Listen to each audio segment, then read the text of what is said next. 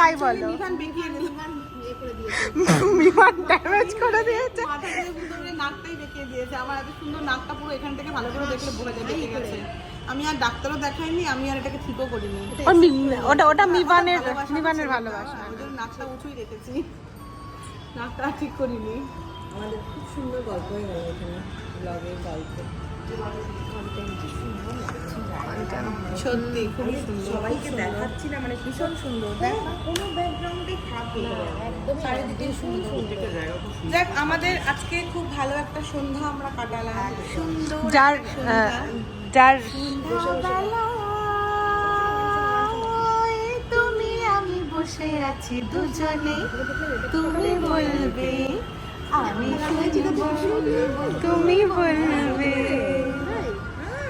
আমি তো মানে কোনো মিউজিক নেই, তাও কপিরাইট লাগবে? তাহলে কেউ খালি গলায় গান গাইতে পারবে না? হ্যাঁ, এটা তো আমার কন্টেন্ট, আমি আমার গলা দিয়ে গাইছি, তাহলে কেন কপিরাইট লাগবে? পাশ থেকে তো কেউ করছে না, না?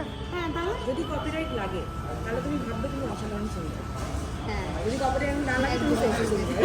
তুমি বাথরুম সিঙ্গার। না না, দারুণ গান গায়। হ্যাঁ, দিদির গলা খুব সুন্দর।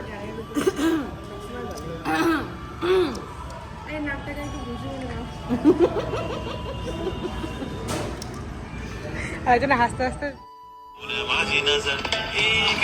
এই যে আরেকজন নতুন সদস্য আমাদের রিলস করতে দেখে ওর খুব আগ্রহ হয়েছিল আমাদের সঙ্গে রিলস